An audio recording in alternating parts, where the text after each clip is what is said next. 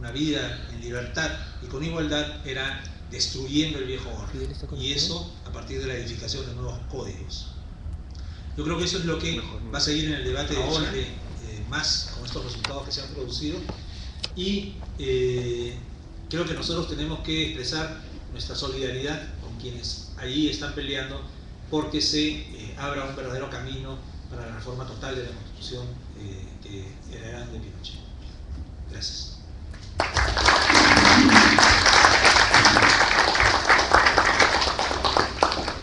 Gracias Javier, gracias Sigrid.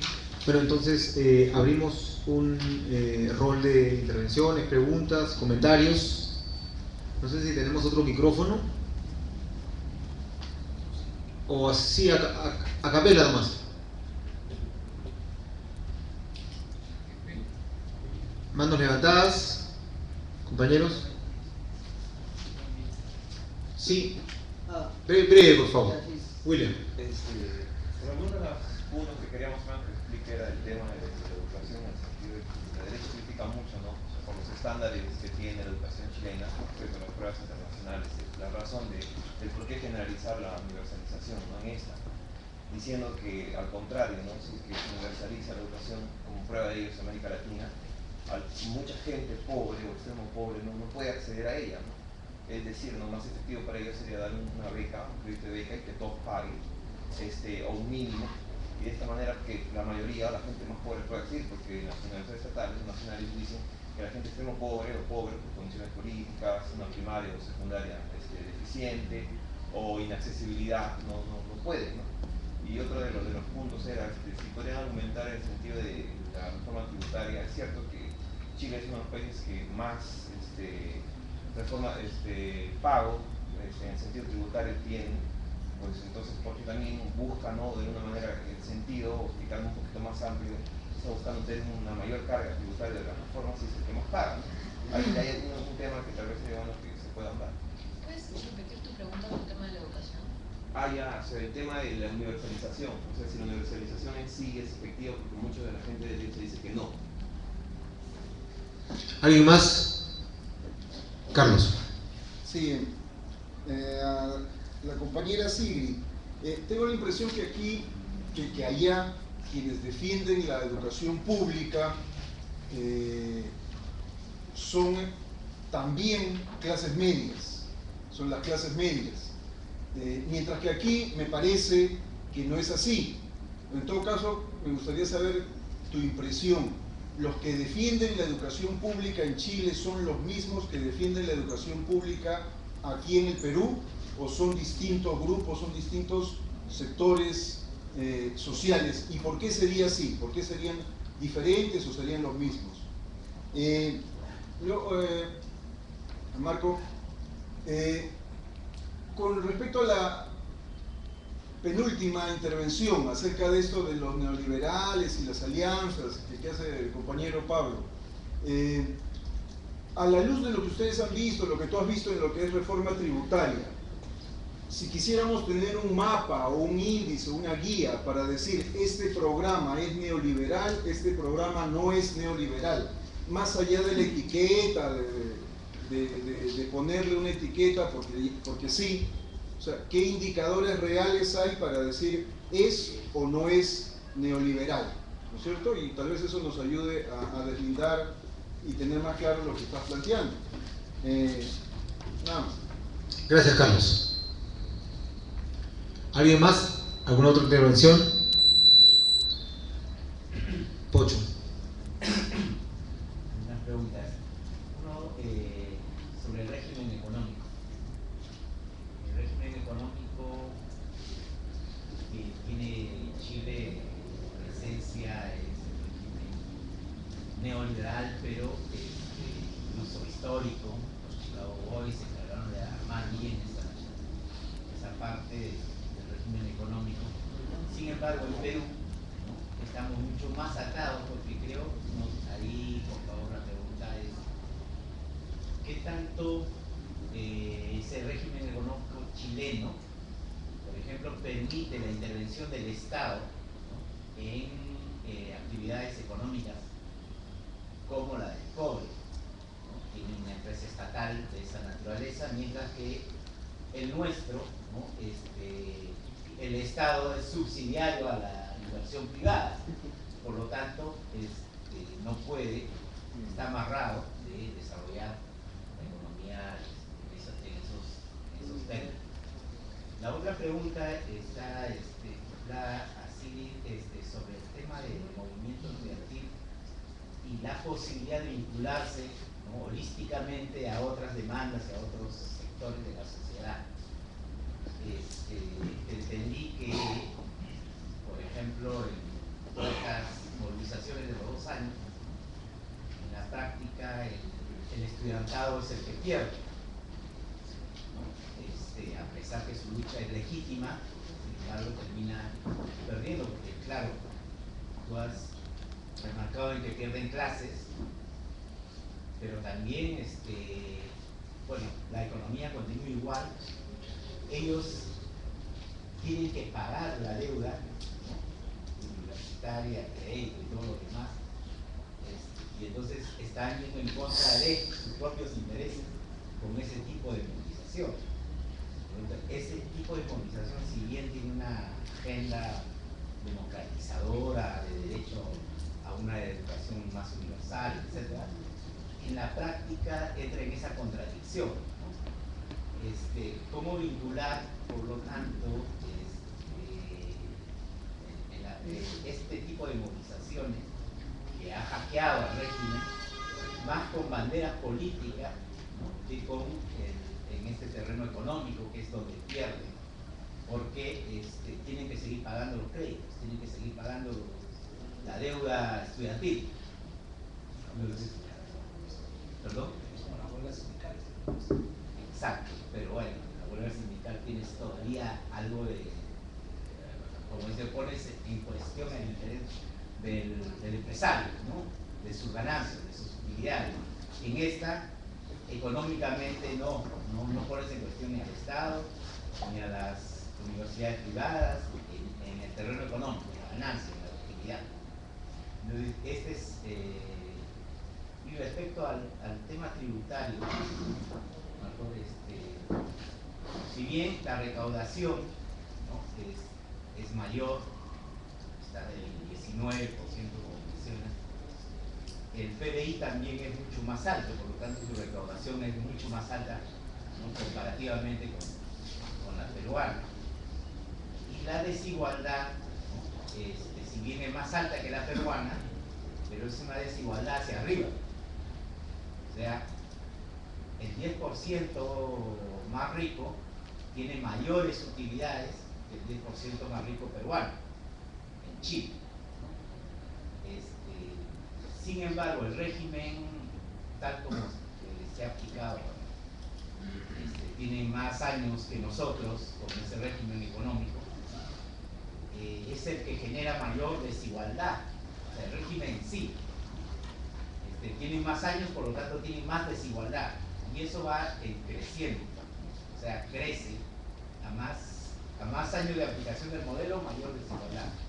No sé si tienes datos al respecto que puedan graficarnos, más allá de la discusión del neoliberalismo, quiénes son neoliberales en este escenario, ¿no? Por ejemplo, en el Perú el Partido Nacionalista no era neoliberal en su discurso, ¿no? Alan García decía que tampoco era neoliberal. Entonces, por ahí yo creo que esa discusión esconde, ¿no? En las palabras, en el contenido del fondo. Y creo que en los resultados, por lo menos el 46% de esta nueva mayoría, hablemos de centro-izquierda, no de izquierda, no es de izquierda, ¿no? De centro-izquierda, porque está el Partido Comunista, están otros también, la lucha va a tener que ser adentro, ojalá que no lo espectoren como nosotros nos espectoraron en la práctica aquí, el Partido Nacionalista, pero también tienen la suma de MEO de un 10% o 11% casi, y tendrían la suma de 2 candidatos de izquierda, ¿no? que suman algo de 5%. Entonces estamos hablando de más de 60%. ¿Qué posibilidades hay con ese 60% de encarar el tema de la nueva Constitución? Gracias. ¿Alguna otra intervención? Fidel. Sí, Roberto, respecto al tema tributario, ¿podrías explicar un poco más la propuesta que tiene Chile, en el caso del partido, que ganó las primeras elecciones primarias, en la mayoría, la propuesta en el sentido de cuáles serían esas políticas o estrategias que les permitirían a ellos tener una mayor recaudación? Porque mencionaste que era alrededor del 19%, ¿no? Entonces, ¿podrías explicar un poco más al respecto? Sí, cómo no. ¿Alguien más? Ya vamos terminando porque, a ver, la última intervención entonces. Para avanzar, quería referir al movimiento estudiantil. A ver. Y de repente para avanzar el tema de los movimientos comerciales peruanos, ¿qué es lo que nos puede diferenciar del movimiento chileno? O para seguir que ha estado como más o menos en la fe, ¿qué es lo que puede identificar del movimiento chileno, sus avances, y nosotros acá en Perú, ¿no? Entonces, ahorita en Perú tenemos un proyecto de tener la ley, y sin embargo nos cerraron los estudiantes como que a la defensiva. O sea, entonces, ¿qué les han quedado a los estudiantes? Simplemente reaccionar. Ante el golpe del Estado, solamente la gran mayoría estamos reaccionando, pero no tenemos una propuesta aún construida. Yo que soy de San Marcos, se está debatiendo internamente, pero todavía no hay una propuesta. Pero el Estado ya lo está debatiendo, se están avanzando, con las normas, o sea, con la ideología, con la forma que tiene Mora y toda esa línea, pero se están haciendo. Entonces, mi pregunta era, teniendo la propuesta, la movilización de Chile, ¿cómo, en qué están avanzando ellos y qué es lo que nos faltaría a nosotros para poder avanzar también a ese nivel? Gracias. Bien, entonces vamos a tener las intervenciones finales. Sí. Las Fuerzas Armadas de Chile, la última pregunta, las Fuerzas Armadas de Chile creo que gasta 900 millones al año, algo así he leído. Si pudieran, quién sabe cuánto gasta. A ver, son varias preguntas las que han hecho en general. Me gustaría opinar incluso un poquito sobre las cuales que no necesariamente tienen que ver con educación. Opinión personal en muchos casos. Con respecto al tema de la alianza entre Camila Vallejo y los jóvenes dirigentes del Partido Comunista con el movimiento de Bachelet, etc. Yo creo en realidad, y bueno, digamos, se va llevando un poco también el proceso que se vivió en Perú con respecto a Ollanta Humala, que simplemente se ha visto a Bachelet y el movimiento de la concertación como una ventana de oportunidad. Creo que el Partido Comunista tiene la oportunidad y el reto, vamos a ver si lo aprovecha o no, de plantear de cierta forma o de pelear por su propia agenda. Me parece válido que se hayan querido posicionar. En las preguntas posteriores que se me han hecho con respecto al movimiento estudiantil chileno voy a explicar un poco también la necesidad o la evaluación que yo creo también se hace o se ha hecho el joven chileno militante del Partido Comunista para poder postular con esta lista determinada.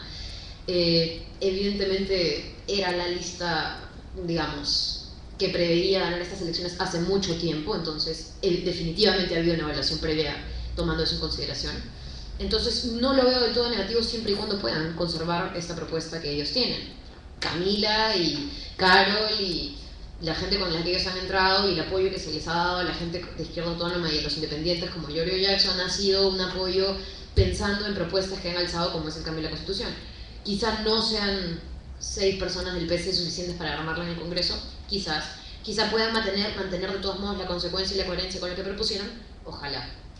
Con respecto al tema, si me preguntó y voy a responder muy brevemente comparativamente Cuba con Chile, estoy casi segura y no tengo las cifras a la mano, la subvención que hay de educación en Cuba es completamente, está en los cielos a comparación de la subvención que hay pública para las universidades o en general la educación pública en Chile. Es más, una de las demandas principales estudiantiles en Chile es mayor financiamiento del Estado para sus propias universidades, porque de lo contrario se ven financiadas por otros entes privados que terminan también poniendo intereses ahí.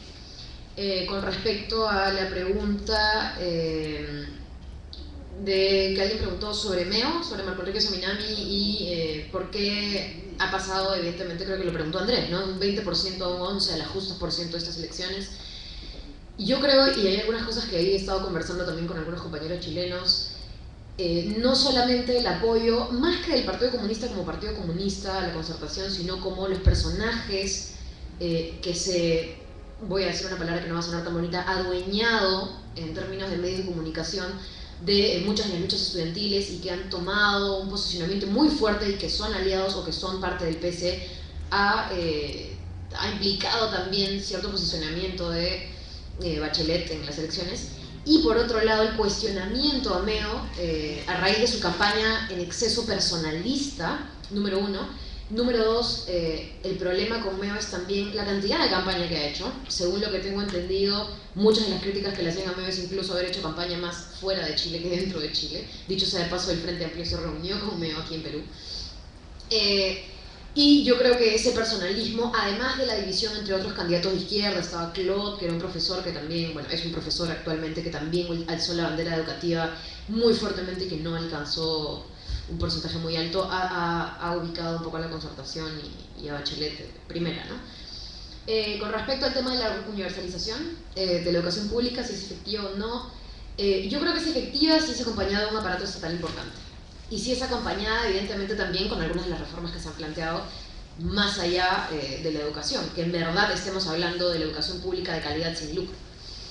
Ahora, el tema del endeudamiento es negativo, sobre todo en Chile, por las altas tasas arancelarias con las cuales se les cobra la pensión a los estudiantes de Chile. Ese es uno de los problemas que evidentemente, en todo caso, tendría que empezar erradicándose para hablar de un endeudamiento no bueno, pero en todo caso que pueda reconocerse como positivo en contra de la universalización de la universidad pública financiada por el Estado, como debe ser. La otra pregunta era con respecto a quiénes defienden la educación pública, qué clases sociales, o en todo caso qué sectores de la sociedad la defienden en Chile y cuáles en Perú. Yo creo que en Perú, bueno, se habla del boom y del crecimiento y del engorde de la clase media. Yo también pondría en cuestión este análisis. Yo creo que en verdad la clase media en el país, en términos de poder adquisitivo, es muy etérea. Estamos hablando de un poder adquisitivo basado también acá, en este caso, en el endeudamiento. O sea, tú tienes tu tarjeta, sabes, a la Vela Ripley, y claro, puedes comprar mucho más, pero después arréglatelas pagando, ¿no? El tema de las clases sociales sí, sin embargo, puede diferenciarse. Yo creo, de forma un poco evidente, en el caso de las movilizaciones chilenas, el rol de los estudiantes de las universidades públicas pesa muchísimo más que quizá el de las universidades privadas. El caso de la Universidad Católica de Chile es muy emblemático para ser una universidad privada, y si bien también está en discusión el tema del Estado laico, y si bien los cardenales y arzobispos tienen incluso más poder en Chile, en especial en Santiago, de lo que uno creería, la lucha estudiantil ha rebasado esa autoridad eclesiástica, y es un caso que sí creo valía la pena diferenciar o destacar. Y sin embargo, yo creo que acá sí la defensa muchas veces es propiciada a través de yo he visto el movimiento estudiantil, y muchos también se quejan de ello por los casos de, por ejemplo, la Universidad Agraria en La Molina, o incluso, bueno, la Universidad Católica, evidentemente, que es a través de las redes sociales manejadas por clase media alta en especial. Digamos, las universidades públicas o son mucho más pequeñas o no tienen un movimiento estudiantil por diversas razones, incluso razones institucionales de parte de las universidades, no pueden manifestarse de mayor forma. Entonces, habría que ver en esta pequeña diferencia de clases, yo creo, un poco más que tienen un poco más de acceso a recursos acá que en Chile, cuál es su razón, si es en verdad el económico o si es en verdad la universidad y el modelo de universidad en el que estas personas están. Creo que en realidad va a tener que hacerse un análisis más profundo de eso para dar una respuesta en concreto, ¿no? Ahora, sí me gustaría hacer un paréntesis, o bueno, quizá lo haga después, que es el tema de la multiculturalidad, la pluriculturalidad, que es un tema que, por ejemplo, si hablamos de clases sociales, está siendo levantado en Chile, no necesariamente por los mismos mapuches en términos educativos. Hay un pequeño, no sé si es pequeño, pero hay un conflicto entre lo que uno dice representar y en verdad representa, y es así que ha habido grandes pugnas con respecto a la agenda mapuche incorporada en el movimiento estudiantil, digamos, citadino. Pero sí es verdad que una de las grandes reivindicaciones que está en cada una de las plataformas, y ustedes las pueden leer, estudiantiles que ha emitido la Confech desde el año que yo he revisado, 2010, 2011, que han gestado precisamente todo este boom de movilizaciones y atención mediática, tienen como eje el tema de la multiculturalidad, el tema de garantizar los derechos educativos y lingüísticos de los pueblos originarios. O sea, nosotros no vemos eso en la plataforma estudiantil de hoy, no se está discutiendo, ¿no? Y sin embargo tenemos cantidad de conflictos sociales para contar y quedarnos acá toda la noche. Entonces, sí hay agendas mucho más populares recogidas dentro del discurso y dentro de la movilización chilena que peruana. Entonces, eso también es algo que tomar en cuenta. Otra de las preguntas que se hicieron... y ojo también, Camila Vallejo misma viene de la Florida, que es de clase media-baja, entonces, y es una de las más importantes, en todo caso, mediáticas representantes de la movilización chilena. Ahora, la otra pregunta con respecto a los intereses de la gente que se moviliza, si es que en verdad las movilizaciones pueden ir en contra de los intereses de estas personas o no. Y es verdad, toda movilización tiene un costo. Toda movilización le cuesta a uno un costo de oportunidad, dejar el trabajo, dejar el estudio, ¿no? El tema es si en verdad, y esto es teorizado además académicamente muchísimo, este costo es mínimo con respecto a la posible ganancia, ¿no? Y en eso estamos hablando, y por ahí también se engancha con otras preguntas, cómo es que se minimizan los gastos que uno emprende para movilizarse con respecto a la cantidad de presión que se puede ejercer, la posible convocatoria que uno puede tener, con respecto a un liderazgo que pueda canalizar esta propuesta, y con respecto a la oportunidad electoral que se pueda o no pueda abrir. Yo creo que eso está bastante también calculado en muchas de las movilizaciones que hay, y ahora Chile lo demuestra. O sea, 4 candidatos jóvenes, 4 candidatos que han sido, bueno, los candidatos más jóvenes que han sido precisamente dirigentes de estas movilizaciones, y los cuatro dirigentes y expresidentes de la FECH, de la Federación de la Universidad Católica, la universidad más importante en Chile. Entonces, evidentemente no es una sorpresa para muchos de nosotros. Tampoco es una sorpresa, y eso era comentario creo más que pregunta, que la nueva presidenta de la FECH, electa para el 2014, sea abiertamente declarada feminista y anarquista. De hecho, el movimiento de izquierda autónoma que tuvo la federación en el 2012 y ahora en 2013, en 2012 con Gabriel Boric, que acaba de ser electo diputado, y en el 2013, este año, con André Fielbaum, son dos personajes del movimiento de izquierda autónoma que también reivindican el anarquismo, entre otras corrientes de la izquierda, como suyo.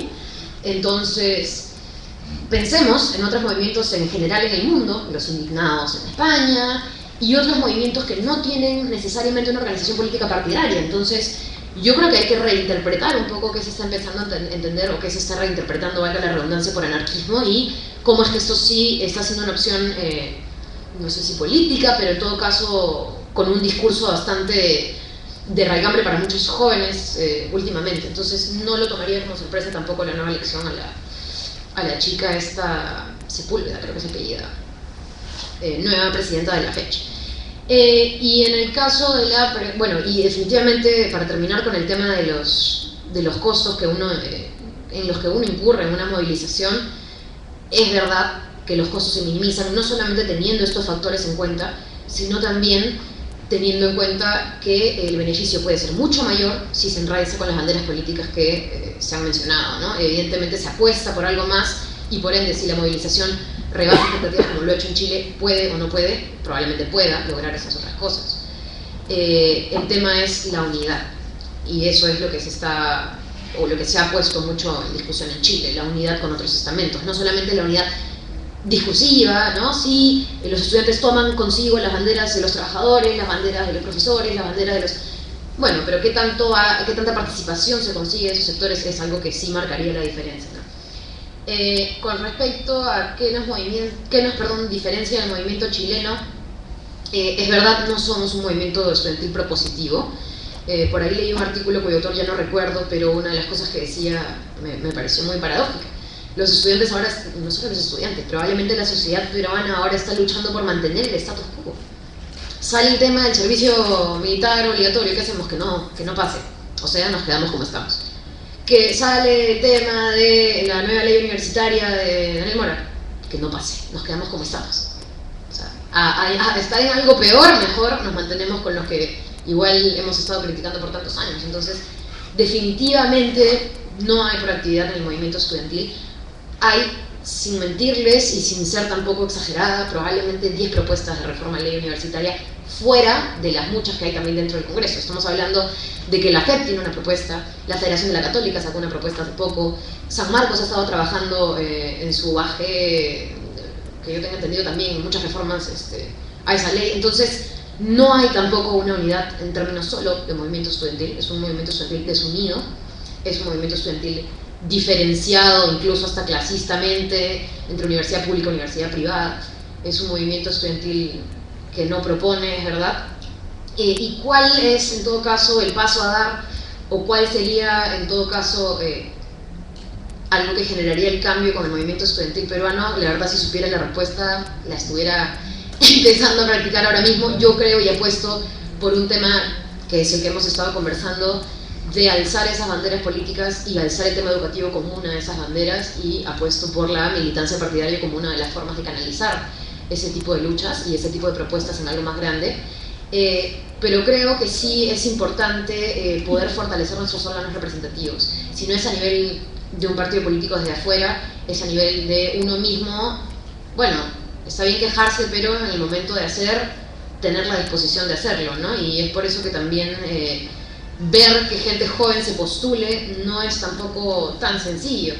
Podemos haber muchos entusiastas y podemos salir muchos a las calles, pero a la hora de concretizar, digo, también nos falta un poco ese haber generado o haber pensado en cuadros políticos que puedan de repente llevar esa propuesta mucho más alto.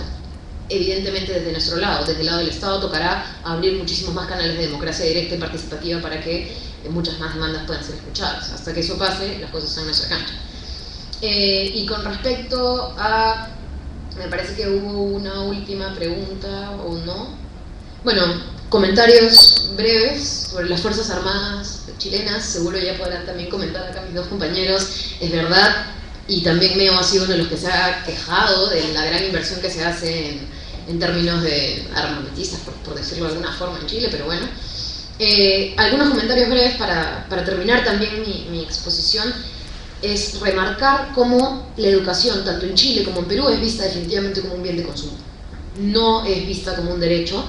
Hemos tenido el caso muy particular, que me es inevitable tomar como referencia en muchos casos, de un reclamo ante Indecopi que le hicimos a la universidad, asumiendo que lo que se nos presta es un servicio, y además evidentemente asumiendo que nos lo estamos prestando mal. Pero de por sí partimos de un enfoque en el cual somos clientes, ¿no? Y eso definitivamente no cambia si no cambia desde la Constitución. Ese es el tema principal, y yo creo que recogiendo un poco como conclusión es primordial. No sé si habrá una ronda de conclusiones, pero lo adelanto. El tema de en el caso peruano, educación multicultural bilingüe, y bilingüe, ojo, estamos hablando de quechua, ¿no? O sea, no estamos hablando de la cantidad de lenguas que hay a nivel Perú. Es algo que todavía no solamente ningún estudiante reclama como bandera, sino que el Estado ha dejado completamente olvidado por algunas ONGs que, bueno, de todas maneras tienen financiamiento externo y no necesariamente responde al interés de los peruanos. Y el tema de un plan integral, y yo creo que eso es lo que apuesta también un poco más los estudiantes chilenos, más que una ley universitaria o más que a una reformita de la Constitución, sino al cambio integral que implica, o al plan integral que implica pensar cómo el estudiante, como el joven, bueno, estudiante, no solamente es estudiante a veces, es estudiante trabajador, responde a más de una plataforma, tiene más de una demanda, y cómo también el estudiante es ciudadano y por lo tanto tiene derechos que pueden o no pueden ser respetados, y que también lo liga a otra demanda en concreto con respecto, por ejemplo, al cambio de Constitución, con respecto, por ejemplo, a los derechos de goce económico, qué sé yo. Y además, siendo ciudadano, siendo probablemente trabajador en muchos casos, siendo estudiante también, es un futuro profesional. ¿Y qué forma o de qué forma se vincula su profesión con la sociedad? Es algo que no se piensa, ¿no? ¿De qué forma el ingeniero que va a trabajar en una mina se diferencia del ingeniero que va a hacer un puente? Eso no se piensa. No digo que alguno de los dos esté actuando mal, para nada. Estoy diciendo que cada una de las actividades en la que un profesional incurre tiene una consecuencia en la sociedad, y eso es necesario pensar para también promover desde el Estado diferentes reformas educativas. ¿Qué es lo que le falta al Perú? Y qué de eso que le falta tiene un peso significativo en la educación del país, que universidades públicas fomentan a que ese profesional que nos falta realmente salga formado para atender las necesidades de esa sociedad. Ese tipo de planeamiento es algo que también se discute en Chile, que debe empezar a discutirse en Perú, y por eso una de las banderas del movimiento estudiantil de izquierda que tratamos de reivindicar y en la que tratamos de pensar es eso: una universidad, un colegio, un movimiento estudiantil de cara a la sociedad, evidentemente sin separar lo que ello conlleva y las demandas que ahí se unen. Eso sería todo. Gracias. Gracias, Sigrid.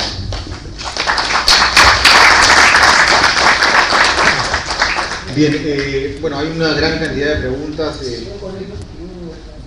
Voy a tratar de tocar algunas de ellas, no creo que alcance a tocar todas, para después dejar en la intervención final a Javier. Breve intervención final, como señala acá Javier. Bueno, respecto del programa, ¿no? Yo cuando tuvimos la idea en el partido de organizar este conversatorio en la coyuntura de la elección chilena, comencé a leer el programa del Pacto Nueva Mayoría, y a mí me llamó poderosamente la atención lo avanzado que era este programa. Yo pensaba encontrar cualquier cosa tibia, ¿no? Una reforma educativa, ¿no? Una cosa más o menos un poco progre, ¿no? Un poquito más de programas sociales, un poquito de mejor gerencia, un poquito mayor atención a algunos sectores sociales para tener algunos reclamos, pero básicamente lo mismo, ¿no? Sin embargo, me encontré con reformas radicales, reformas avanzadas, ¿no? La reforma educativa que plantean, por lo menos en el papel, en el programa, es una reforma de gran impacto y de gran envergadura. Entonces, plantear la gratuidad universal es una cosa de gran envergadura. Plantear gratuidad universal incluyendo a la educación superior, ciertamente en un proceso gradual de 6 años, es una reforma de envergadura. Plantean una serie de detalles que sería bueno los que están interesados que den una lectura,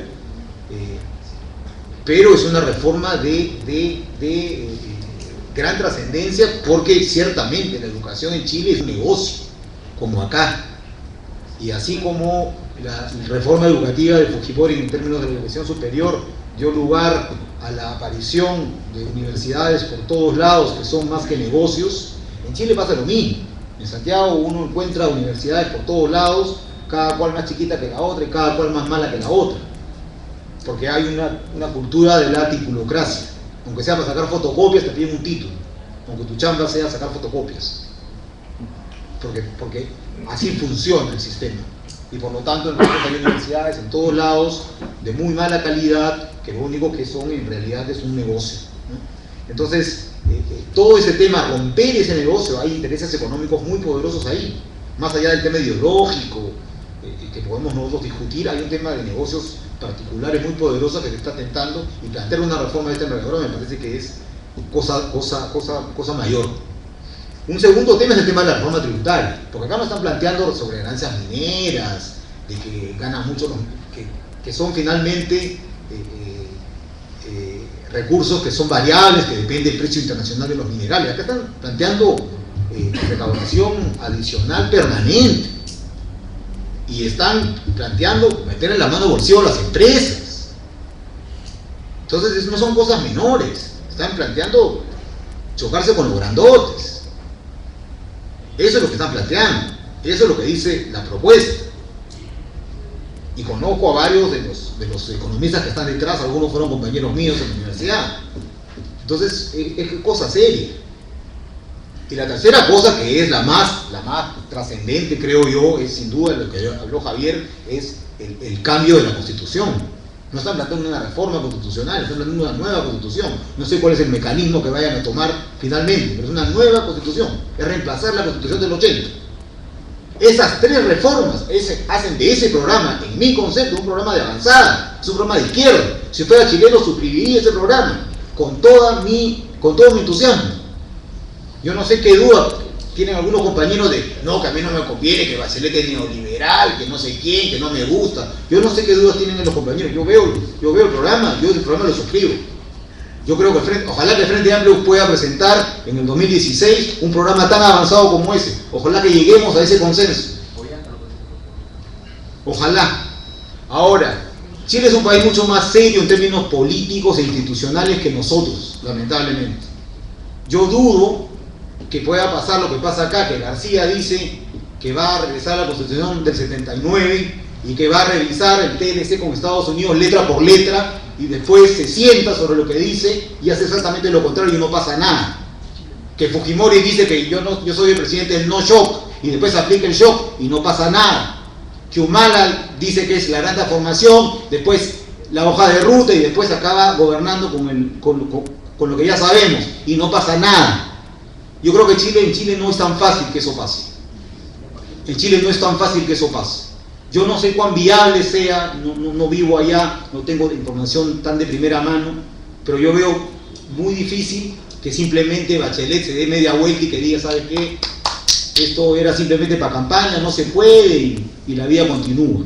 Yo no creo que esto sea así y tampoco creo que los compañeros del PC sean tan ingenuos como para no evaluar que eso es un peligro y irse en un proyecto que pueda tener semejante desenlace. Yo no creo que sea así y esperemos que la cosa avance y tengo una gran esperanza de que los cambios en Chile tan profundos como están planteados en el programa puedan avanzar, ojalá, en toda su plenitud. En caso hay varias cosas que se me venían a la mente cuando leía este tema de los 40 años del golpe de Estado. En muchos casos nos han vendido la idea de que todo el gobierno de Pinochet fue una maravilla en términos económicos y que eso sembró las bases del fabuloso desarrollo económico de Chile que dura hasta el día de hoy. Y eso es una mentira, compañeros. Eso es mentira, eso no es cierto. El gobierno de Pinochet son 17 años y tiene 2 fases y 2 modelos económicos aplicados. La primera fue un desastre y fue la de los Chicago Boys, fue la del neoliberalismo extremo, que comenzó el 73 con el golpe y terminó en el año 82 con la crisis de la deuda. Chile fue el país de América Latina en el año 82, para recordar a los compañeros, sobre todo a los más jóvenes, el año 82, México, en agosto, declara que no puede pagar su deuda externa más. Y esto lo que pasa es que todo el sistema financiero internacional le cierre el caño a toda América Latina y en general a todos los países en desarrollo, no les presta más, les cierre el caño. Y todos los países de América Latina que estaban muy endeudados y que vivían del endeudamiento exterior se ven entonces ahorcados. Y eso genera una crisis de proporciones en toda la región, que es la gran crisis de la deuda latinoamericana que da lugar a los 80, llamada la década perdida. Eso pasa el año 82 y explota en México. Y Chile, dentro de todos los países, a nosotros también nos pegó fuerte, en general a toda la región. Chile fue el país de América Latina que sufrió más, porque fue el país que estaba más expuesto, porque era el país que estaba más abierto a los capitales del exterior. Chile cayó más de 10% en el año anterior su PBI, más de 10%, eso fue una depresión. Y después de eso, el sistema financiero chileno colapsó, y el Estado chileno de Pinochet tuvo que estatizarlo y rescatarlo completo. Todo el sistema financiero colapsó. Y ahí tuvo que retirar todas las reformas neoliberales aplicadas del 73 hasta el año 85, donde después recién, de una manera mucho más pragmática y gradual, comenzó nuevamente a abrir la economía, a abrirse al comercio exterior, a liberalizar el sistema financiero, pero de una manera mucho más pragmática, mucho más gradual, mucho más pensada, no de una manera tan abrupta. Entonces, no es cierto, pues, si uno ve la tasa de crecimiento del PIB durante los 17 años, no ha sido espectacular en absoluto. Entonces, no es cierto eso de los 17 años de que Pinochet fue una maravilla, no es cierto en términos económicos. Hay 2 fases muy marcadas. La primera fase, marcada por neoliberalismo extremo, es muy mala. La segunda fase es mejor, y en el año 85, a partir del año 85, es decir, los últimos 5 años de dictadura, es que Chile comienza el despegue económico que sin dudas ha sido sumamente notable, pero solamente los últimos 5 años de gobierno de Pinochet. Respecto del modelo, es paradójico, pero en toda América Latina tenemos modelos primarios portadores, y no importa si el gobierno es de derecha o es de izquierda. Acá tenemos modelo primario exportador. En Chile hay modelo también, aunque con matices, primario exportador. ¿Y en Venezuela qué hay? ¿Y en Bolivia qué hay? ¿Y en Ecuador qué hay? Modelo primario exportador, pues. ¿Y qué tipo de gobiernos hay en Bolivia, en Venezuela o en Ecuador durante los últimos 10 años? Son de izquierda, ¿no? Tienen matices, no son iguales todos, cada uno tiene su particularidad sin duda. Son procesos históricos diferentes, ¿de acuerdo? Pero bueno, podemos decir, grosso modo, son de izquierda, pues, ¿no? Digamos, o progresistas si quieren. Pero básicamente mantienen la misma matriz, entonces tenemos una maldición en América Latina. Porque independientemente de si el signo del gobierno es de izquierda o de derecha, es neoliberal o no, finalmente el patrón productivo se acaba siendo dominado por la abundancia de recursos naturales que tenemos en nuestro subsuelo, sean hidrocarburos o sean minerales. Y esa es una gran discusión que tenemos que dar, porque uno de los pilares fundamentales que se está planteando dentro del Grupo de Economía del Frente Amplio es que una de las banderas del modelo que planteamos es un modelo que diversifique la economía, que se abandone el modelo primario exportador, y eso demanda una política de industrialización agresiva, ¿no es cierto? Entonces, ese es un punto, ¿no? Pero eso nos aleja no solamente del modelo neoliberal actual del Perú, nos aleja también ciertamente de Bolivia, de Venezuela y de Ecuador, por ejemplo, para hablar de los países vecinos que están bajo regímenes de izquierda. Respecto al el tema de educación, hay un tema complejo, y es que en general cuando se estudia en economía el tema de los subsidios a la educación o el gasto público en educación, el tema del gasto público en educación superior,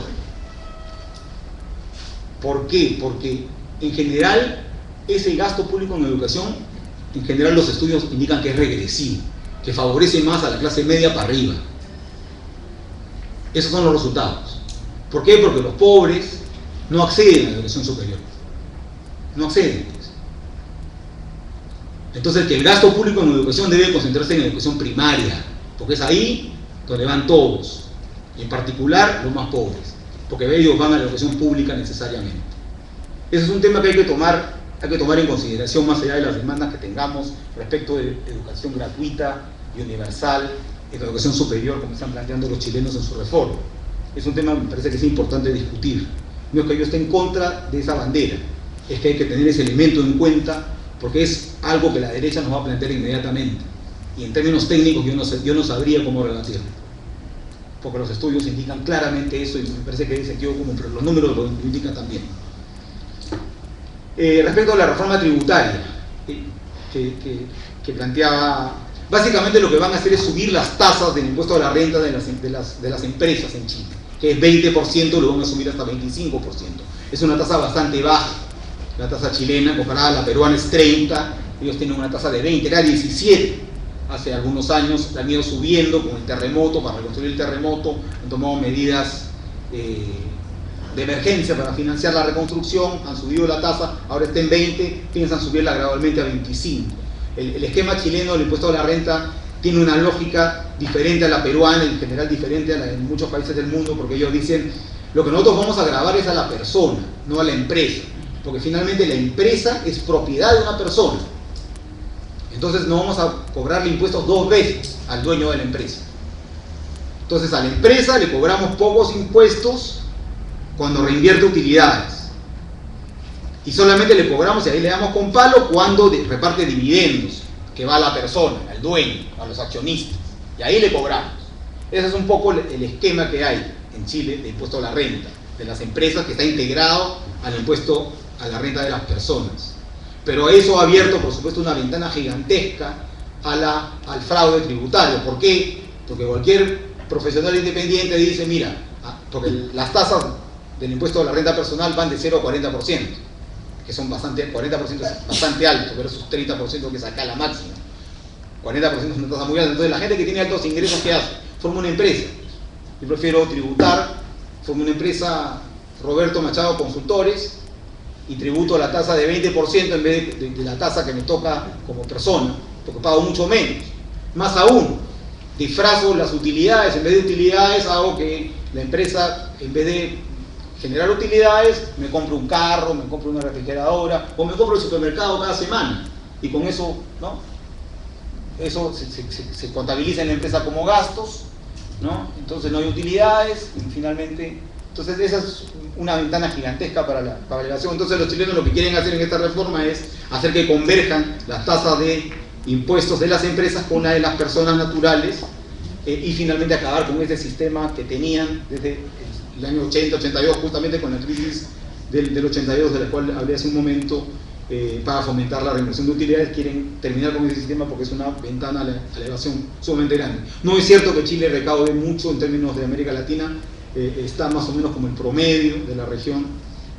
Los que recaudan pesados en Brasil 35%, Argentina como 30%, Venezuela, Bolivia está en 20 o 21%.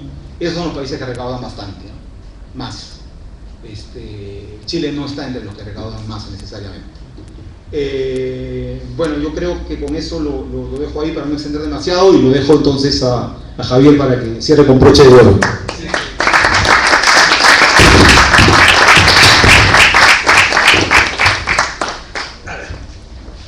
Ya se ha dicho bastante y no voy a repetir muchas de las cosas que se han dicho, algunas de las que acaba de decir Roberto. Yo las pensaba mencionar, el tema de la performance económica de la dictadura, que es idealizada, era una de ellas. En los años 80, una de las cosas que yo solía hacer era legalizar a todos los que vivían de las dictaduras del Cono Sur, y esto me permitió conocer muchos exilados chilenos, una parte de los cuales decidió quedarse en el Perú, porque otra parte más bien se iba al norte, se iba a México, se iban al norte de Europa, etc.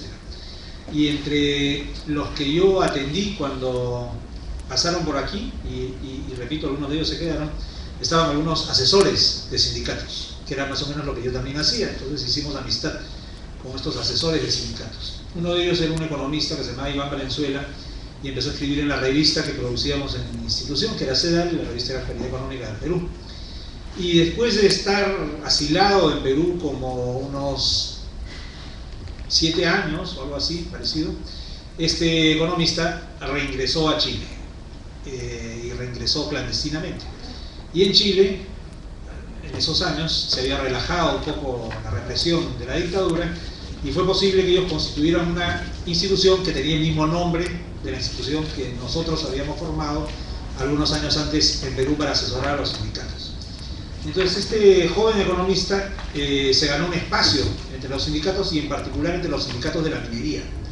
De hecho, me invitó alguna vez para ir a algún congreso clandestino de los mineros en la época de la dictadura, congresos que se hacían en conventos de monjas, y de los que no siempre se salía indemne. De hecho, algún congreso al que yo fui acabó con el saldo de 2 o 3 dirigentes muertos después del congreso.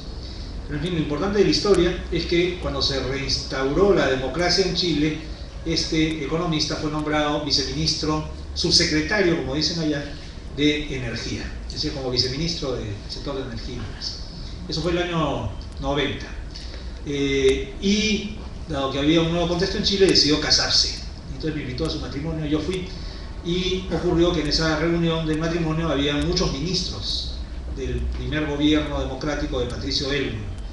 Y en la mesa en la que yo estuve estaba el primer ministro de Economía de la democracia, que se llamaba Carlos Ominami. ¿Quién es Carlos Ominami? Es el papá de Miguel Enríquez Ominami. Claro, pero es el papá, digamos, el padrastro, ¿no?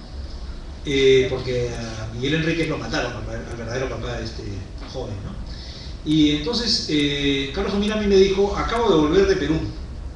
Ah, qué interesante. ¿Y qué has hecho en Perú? He tenido una reunión con el gabinete de Alberto Fujimori.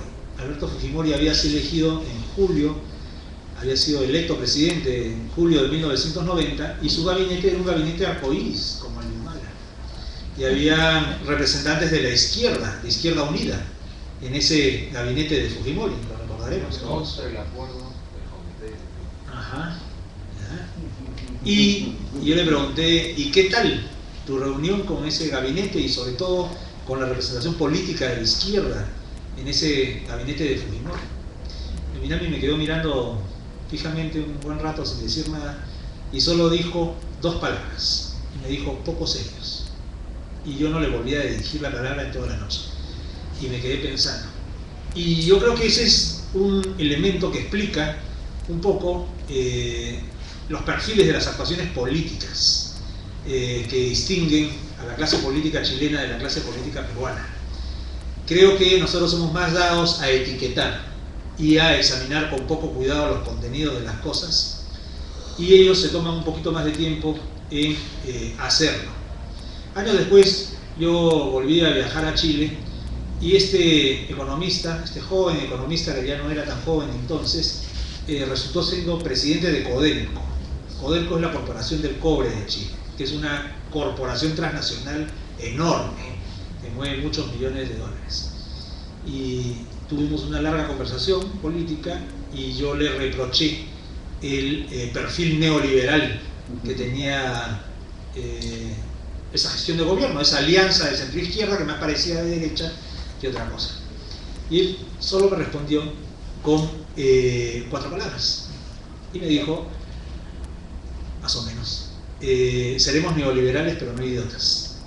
Y yo creo que me indicó algo que también se podía deducir de un balance de la situación y la gestión política y económica, tanto durante la dictadura militar como durante los gobiernos de la concertación que sucedieron a la dictadura militar.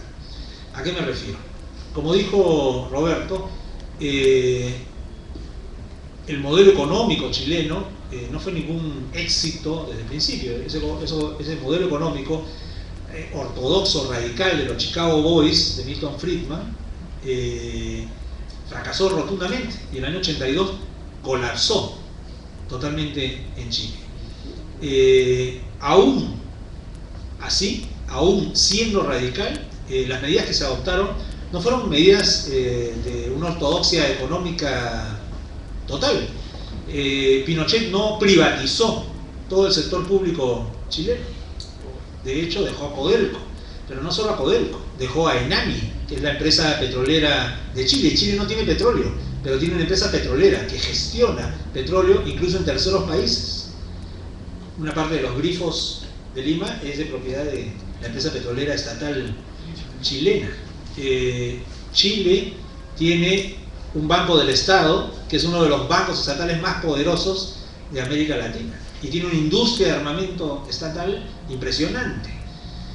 Son privatizadores, pero no son tontos.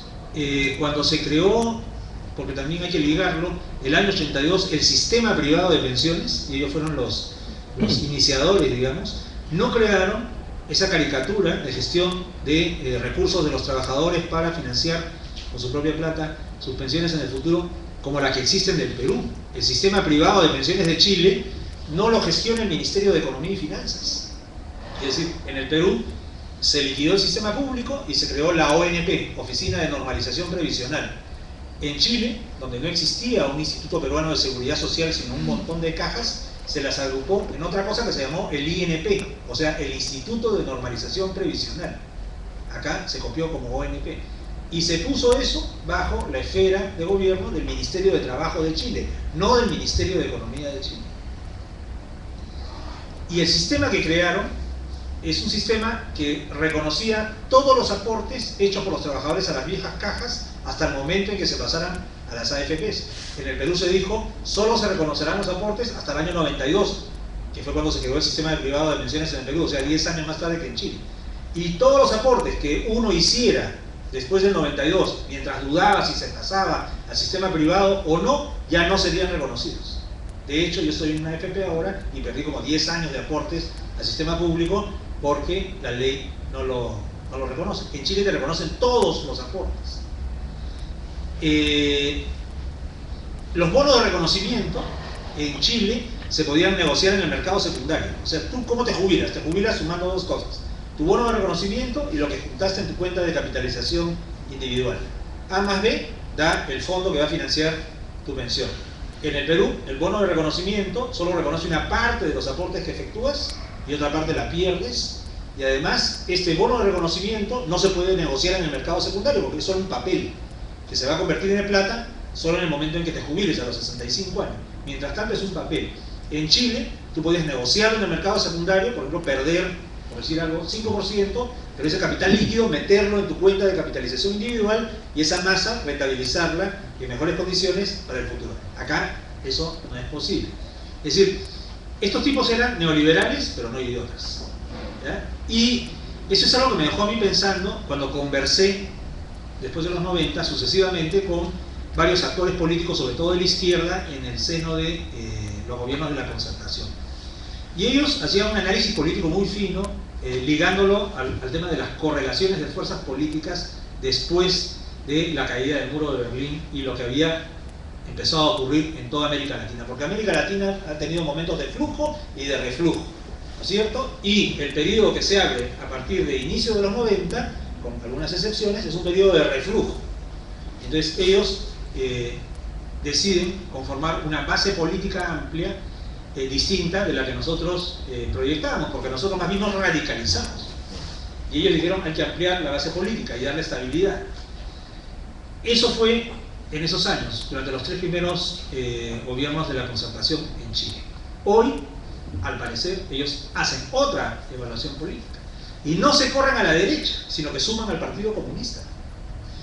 Y si no sumaron a la formación política de Ominami, es porque a él no le dio la gana. Y hoy día los resultados de estas elecciones están demostrando quién pagó qué precio. ¿Ya? Ojalá que mañana eso se rectifique, pero yo creo que el electorado chileno castigó, ¿cierto? Y eso debe ser una lección también para nosotros.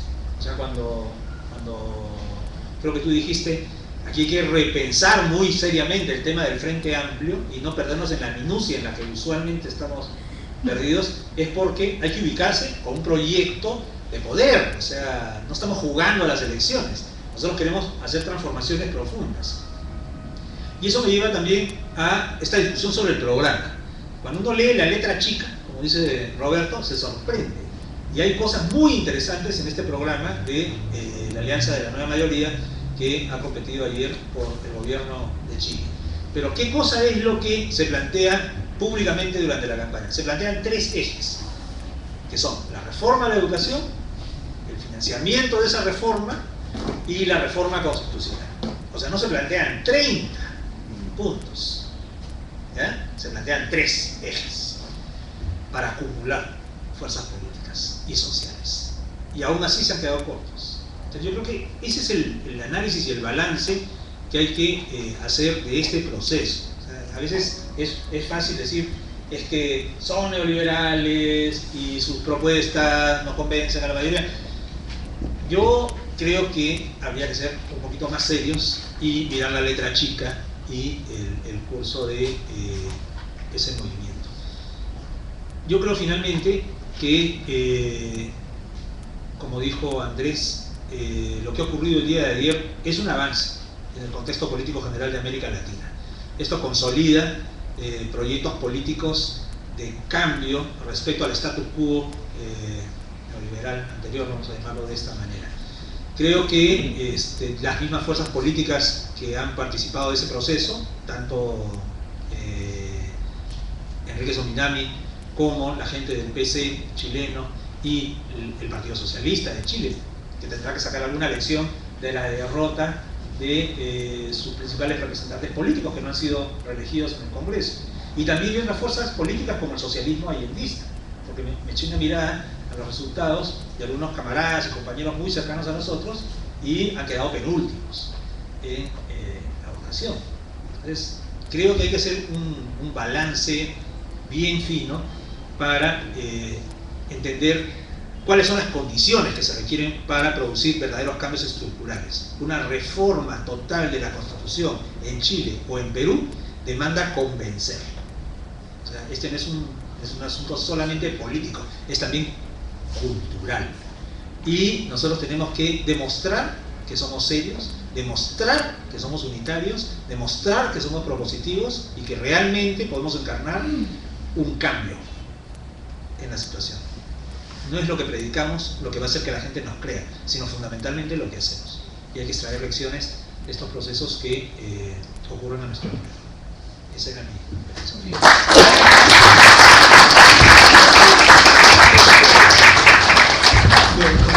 Muchas gracias a todos.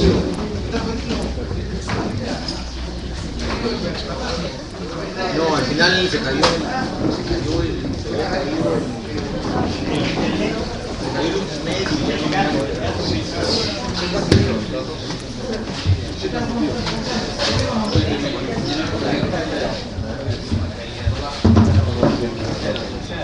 A mí lo que me preocupa es que